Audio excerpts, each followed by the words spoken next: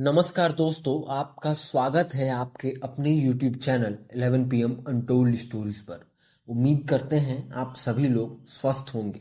आज की कहानी एक ऐसे शख्स की है जो एक सामान्य परिवार में जन्म लेता है, सरकारी स्कूल से शिक्षा लेता है और कॉलेज में पढ़ाई के दौरान छात्र राजनीति में कदम रखता है। और यहाँ से जो नाम और अपना रुतबा वो बनाता है, वो अनवरत आगे बढ़ते जा रहा है। राजस्थान के बाड़मेर जिले के दुधौड़ा गांव में एक मध्यम वर्गीय राजपूत परिवार में जन्मे रविंद्र सिंह भाटी के पिता सरकारी शिक्षक थे। रविंद्र की बचपन की शिक्षा गांव के ही प्राथमिक और माध्यमिक विद्यालय से हुई है। रविंद्र सिंह भाटी को नजदीक से जानने वाले बताते हैं कि रविंद्र बचपन से मृदुभाषी, मिलनसार और जिद्दी किस्म का लड़का रहा है। भाटी को हिंदी साहित्य से विशेष लगाव है। कहते हैं भाटी खाली समय किताबों के साथ गुजारते हैं। रविंद्र ने स्कूलिंग पूरी करने के बाद अपना दाखिला जय नारायण व्यास विश्वविद्यालय में करवाया और यहीं से उन्होंने ग्रेजुएशन की पढ़ाई भी पूरी की। इसी दौरान वो अखिल भारतीय विद्यार्थी परिषद के संपर्क में भी आ गए। वो विद्यार्थी परिषद के कार्यक्रमों में भाग लेने लगे। भाटी दिखने में सौम्य और साथ साथ अच्छे वक्ता भी थे। लोग उन्हें पसंद करने लगे और धीरे धीरे विश्वविद्यालय परिसर में वो लोकप्रिय चेहरा बन गए।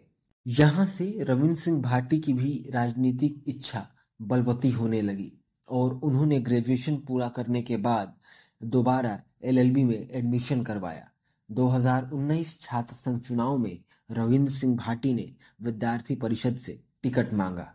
सबको उम्मीद भी थी कि टिकट भाटी को ही मिलेगा, लेकिन विद्यार्थी परिषद ने भाटी को टिकट नहीं दिया। भाटी ने निर्दल चुनाव लड़ने का फैसला किया और चुनावी रिजल्ट ने सबको चौंका दिया। भाटी ने इतिहास रच दिया था। 57 साल बाद कोई व्यक्ति निर्दल चुनाव जीतता है। अब भाटी की चर्चा नेशनल टेलीविजन से लेकर प्रदेश के नेताओं के बीच होने लगी थी।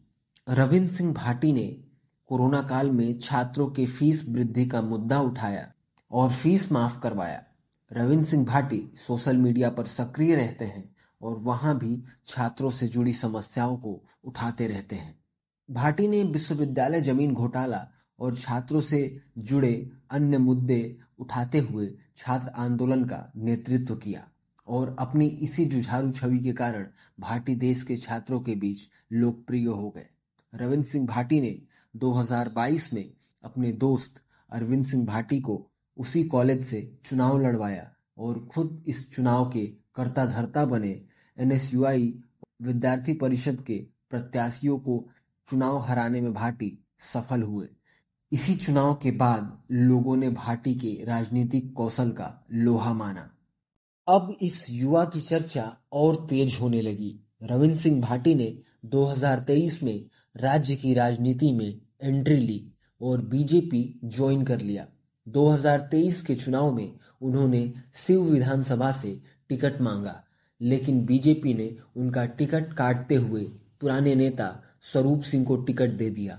इसके बाद बगावती तेवर वाले भाटी ने निर्दल चुनाव लड़ने का ऐलान कर दिया। वहीं भाटी के लिए ये चुनाव इतना आसान नहीं था। दूसरी तरफ कांग्रेस के दिग्गज नेता अमीन खान थे, जो 9 बार के विधायक थे और मंत्री भी रह चुके। वहीं इस सीट पर 2 और कद्दावर नेता निर्दल चुनाव लड़ रहे थे। कांग्रेस के बागी नेता पूर्व विधायक फतेह खान और पूर्व विधायक जालम सिंह रावत।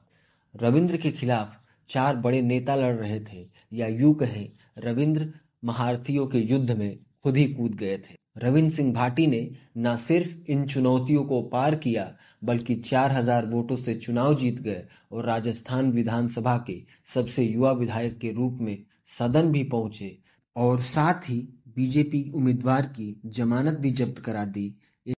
ऐसा नहीं है कि रविंद्र सिंह भाटी का जलवा सिर्फ राजस्थान तक सीमित है। वह प्रवासियों से मिलने और वोट मांगने के लिए गुजरात, महाराष्ट्र, बेंगलोर और हैदराबाद जैसे अन्य इलाकों में पहुंच रहे हैं। अन्य राज्यों में रविंद्र सिंह भाटी की सभाओं में उमड़ते प्रवासियों की भीड़ को देखकर राजनीति के बड़े बड़े सुरमा भी हैरान हैं।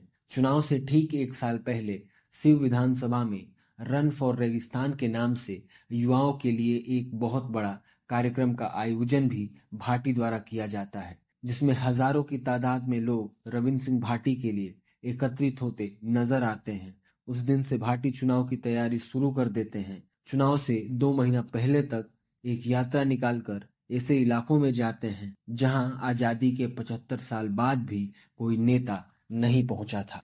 इसी साल 2024 में हुए लोकसभा चुनाव में रविंद्र सिंह भाटी निर्दल प्रत्याशी के रूप में देश की दूसरी सबसे बड़ी संसदीय सीट बाड़मेर से मैदान में थे। रविंद्र सिंह भाटी भले ही चुनाव हार गए हों, लेकिन उन्होंने वोटों के मामले में मोदी के मंत्री को पीछे छोड़ दिया था।